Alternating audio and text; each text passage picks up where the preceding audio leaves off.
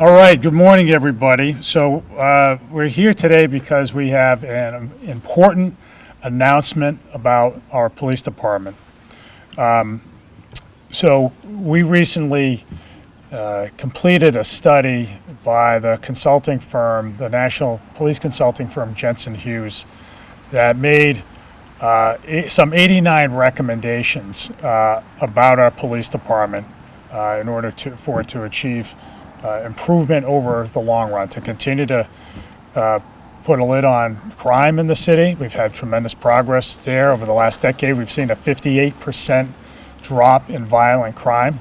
To continue, meanwhile and relatedly, to build and cultivate trust and legitimacy in the city among residents and businesses. That's all key to our continued success in keeping things safe. So we brought them in because despite that success, we wanted to get better at what we do.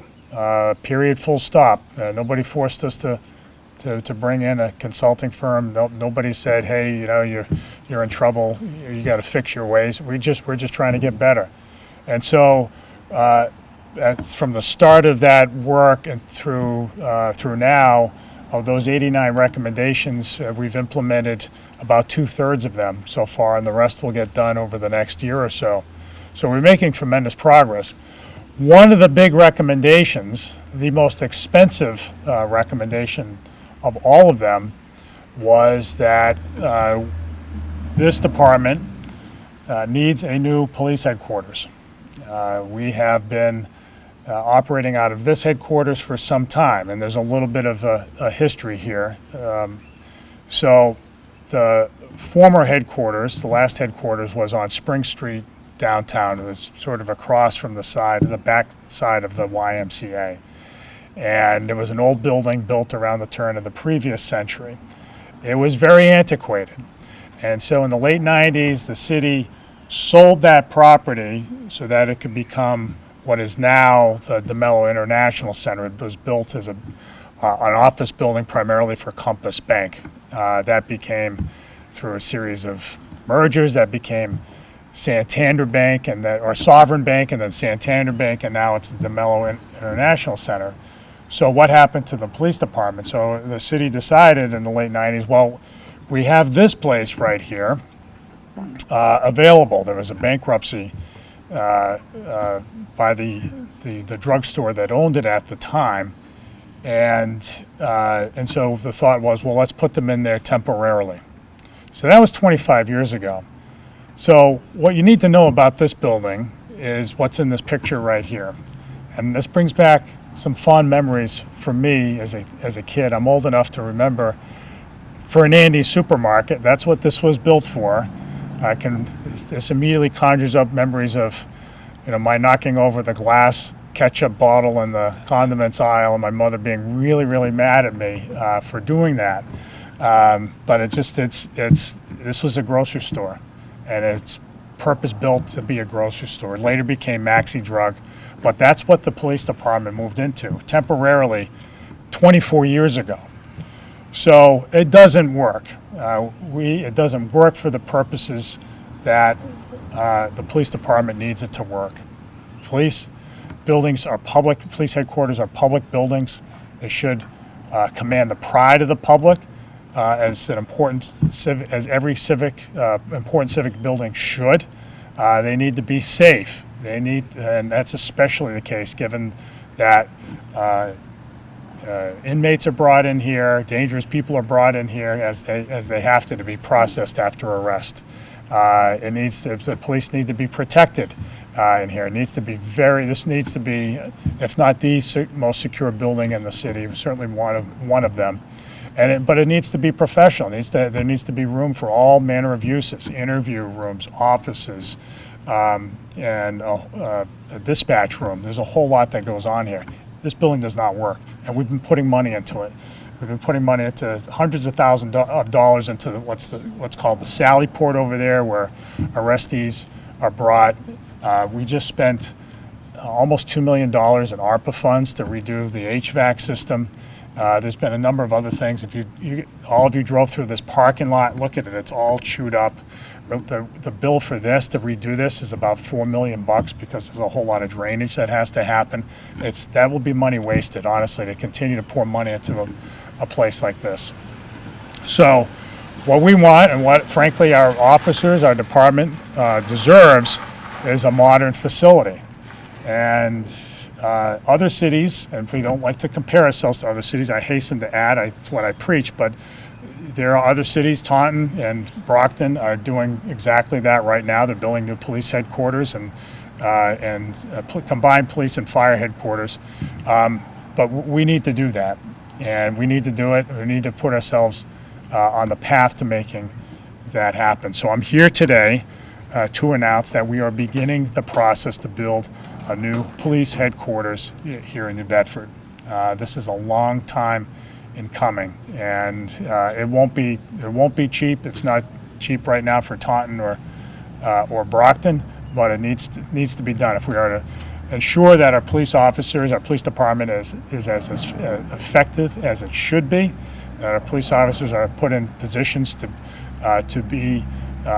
perform at their utmost. This is what needs to happen, and we're committed to this. This is a process. Just so people know what the next step, there's a series of steps that will take time. We think this will take 3 or 4 years. That's what it's taken in other cities.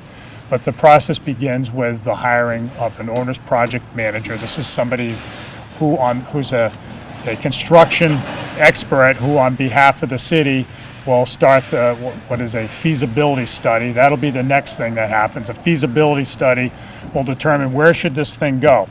The Jensen Hughes report recommends something that is more geographically and demographically centered in the city, so not immediately around here, perhaps, but this won't be ruled out entirely. What will be ruled out is the status quo. We're not going to continue to use this building as a police headquarters. So the feasibility study will take some time. We've done a lot of these with other buildings. The Public Safety Center in the South End, a lot of our new school buildings. You go through the feasibility study, and the feasibility study says we recommend that it goes here. And then from there, we form a design committee, a building committee, and we launch a design process and a construction process that will lead to a new building ultimately. So there's a lot to happen. These things take time. If you want to do it right, it takes time, it takes money. But I think we have to commit ourselves to that, because the work that's done here is fundamental to everything that we do. Public safety is the foundation for strong economic development, strong schools, vibrant neighborhoods, all those things. We've got to get this right. And at some point, you have to look at what's happening here and say, you know what, this is not the best we can do.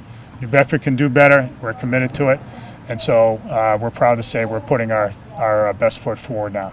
So that's my announcement today. I want to call Chief Oliveira up, who himself has his own connection to Fernandes Supermarket that he will share with you, but he, like me, agrees that it's now time to move forward on a new headquarters. Chief.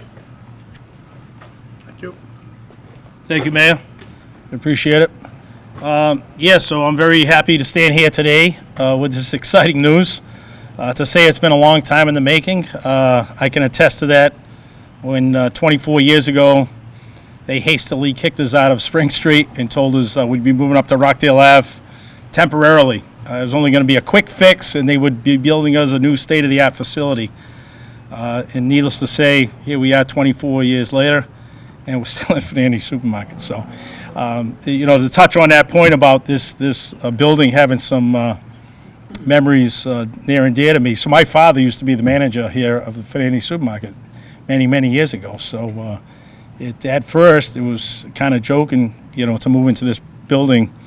And that was the joke when we first moved in. Oh, this was where the cashiers were. This was where the meat cooler was. Even when we first moved in, they did they didn't do much to even clean the floors. All the tile was still marked with where all the rusty shelves were. Between Fernandes and then RX, I think it was RX. It was a pharmacy for a short period after that. So, no, like I said, I think it's been a long time in the making. I think the men and women, very much deserve a new state-of-the-art facility.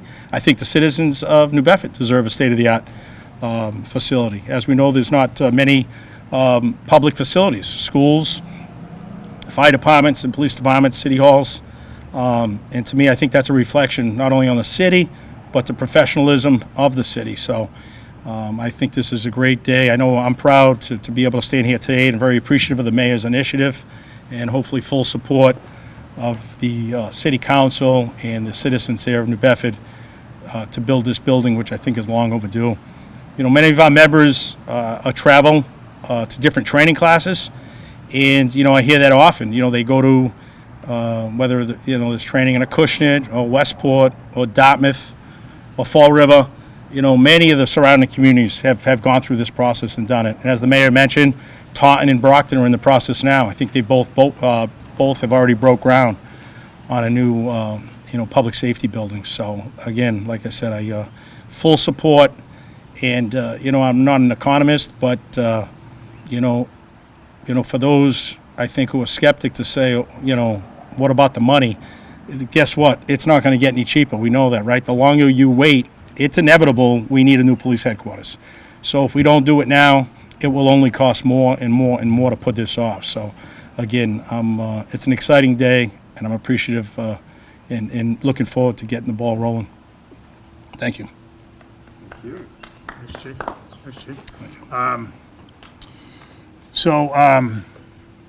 We'll take questions. I'm sure there are some. Arthur Hirsch. I don't know if the mayor, if you or the chief can answer this, but you mentioned the building right now as it is doesn't work. I wonder if you could talk I think correct me if I'm wrong, your office is where the produce was. Correct. Yes. Really? Okay, good to know. Important point, guys. It's all coming back to me now. That's good to know. I was riding around in the carriage with my mother. They removed the produce since then. They moved the produce. There's no more lettuce in his office. Yeah. But in what ways does the building as it is, or has it now in recent years, how has it hampered operations? In what ways does it not work? How are you feeling the strain of this accommodation? Sure. First and foremost, the size. We've far outgrown this building just to work in a comfortable environment. And really, I think if you went through this building, it really doesn't meet industry standard on any facet. Besides, you could say there's offices with doors on them. I'll give you that.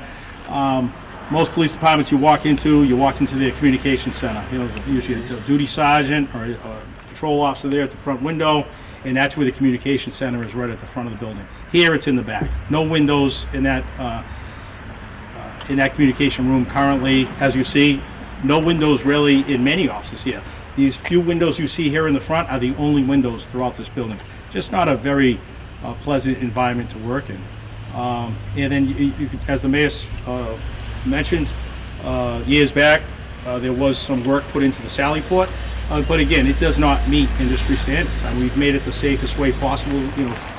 Thought it was put into that, but obviously we were very restrictive of the way that could go. We had no other option to put it there, and it just doesn't, fit. I know the neighbors have kind of become accustomed to us, but we were not their biggest fans. With cruisers coming and going, late hours of the night, ambulances have to show up at the Sally Port. So those neighbors who, have continued to tolerate us from the north side, I think it was their understanding too. If you ask them, they thought this was going to be a 1 or 2 year fix. But really, not to get into everything, Arthur, but you could really go through every office and really, whether it's detectives and narcotics, not having proper storage for evidence, not having proper interview rooms. I remember when Buff Tree, speaking with them when we moved in, because when we moved in, they were still renovating it. Because it wasn't done and we were already moving in. They had said that the contract at the time was just build it as cheap as possible. It's only temporary. So the walls are paper thin between all the offices, just not practical for conducting interviews or just good police communications office space. So again, it's every facet, every office just doesn't meet the standards. Thank you. You walked through this sorry. Oh, Okay. do you have any idea on how much this could cost at the moment? Yeah, so it's hard to say. So I think probably the closest marker is the city of Brockton. So they're doing it a little bit differently. They're combining fire headquarters and police headquarters and other city agencies into a single building. And so what they build, it's a city that's of comparable size, population in Bedford, although their police department's smaller than ours. But they're looking at about $100 million all in.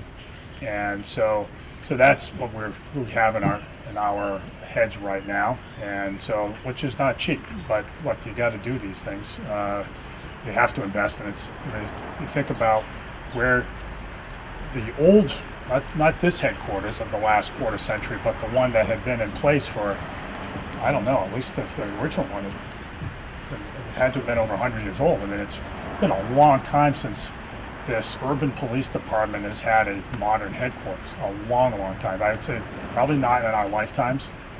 So it's high time that we do it. And where's that money coming from? Is that taxpayer money? Yeah, no. So it would come from the issuance of municipal bonds. That's how we finance major projects like this. So this would be no exception. Okay.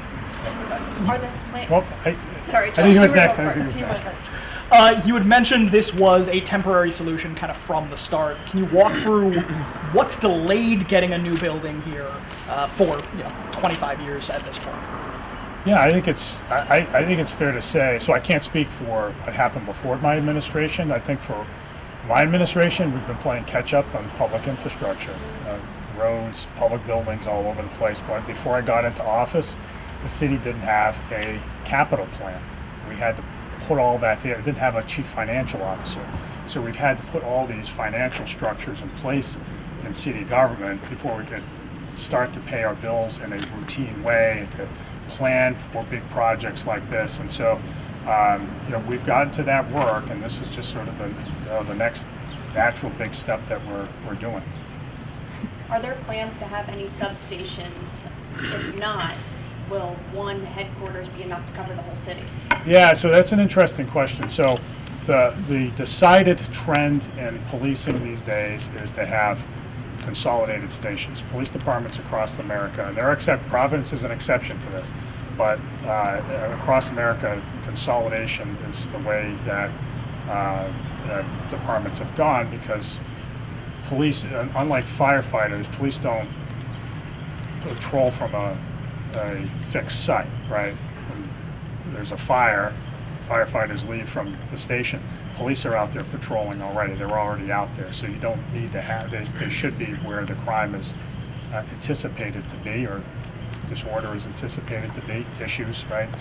So if you look around in Massachusetts, there's a 38 largest cities and towns. The only two that still have active district stations are Boston and New Bedford. That's it. So in that sense, we're kind of behind the times. So we're looking to do more consolidating. We think that, and again, this is something the feasibility study will land on more definitively. But we have a North End station. We're likely to use that to keep that in operation in some fashion. But there may be some consolidated operations otherwise. I don't know if you want to speak to that, Chief. If my characterization is wrong, let me know. Yeah, sure. No, I think that's very true. I've kind of worked all through that in my 30-plus year career. There was a trend there for a while where everyone was going out to substations, and then all of those substations closed, and then went back to consolidating police stations. So that's kind of where we are today. So, no, I think the makeup of the city would be wise to continue to somewhat utilize the other buildings we currently have. But even the Station 3 building, right? It's an old building. I don't know if that was built back in the 1970s. Definitely not. Doesn't meet any of the standards, again, as we say, to the industry standards. So, but hopefully, we can continue to use those buildings in some form or fashion under our umbrella to offer some police services out of those buildings, no doubt. Especially the South End station. It's a great station, brand new. But that was only built as a small, predominantly fire department. Controls most of the space in that building, but it's a great facility for our South End residents and for our South End officers to be able to write their reports there. So it's definitely an advantage to having that building there. So to put a finer point on it, I'd say So the Jensen Hughes report recommends consolidation between this headquarters and the north end. The feasibility study will allow us to decide definitively what to do. The Station 3, as the chief mentioned, is really old, but probably has some utility for the department going forward. Maybe not in its current incarnation, but something else. But again, we're not making that decision here today. How many substations currently? Well, so we have the headquarters and the one in the south end and one in the north end, so 2 substations. There had been one downtown, but that was closed a few years ago. When you're looking ahead to this project, what's sort of top of list on the wish list of things to bring the department into the 21st century? Yeah, well, I will speak for myself and then the chief can, but just at a very broad level, at my level, I would just say, look, it's got to be functional for a modern police department. So functionality is really important. It's got to be, and by functionality, I mean to include that it's a place where police officers want to go to work and feel good about their jobs. And the third thing I'd say is, like with all of our civic buildings, we have high standards of design. Public buildings should be designed well. They should be places that people who live in a city take pride in. People who come to a city say, you know, that's a great looking building. This place must care about itself. So that's the standard by which we build all of our new buildings. If you look, for instance, at the schools we've built, the public safety center in the south end, we brought in some first-rate architects to do those buildings. The new pedestrian bridge downtown. I mean, we want things to look sharp in Bedford. Chief, you want to add to that?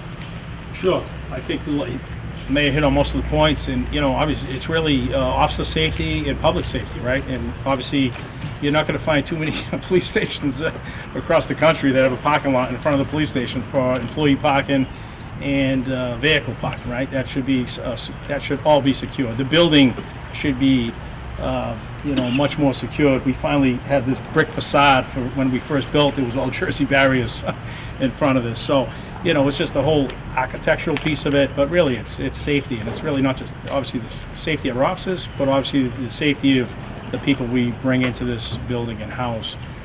We don't even have any temporary holding facilities here, holding cells that meet the standards. So we cannot even place somebody temporarily in a cell here in this building. So there's a whole host of things that really would touch on, but those are a few of the most important. Anything else? Yeah. All right. Thanks, everybody.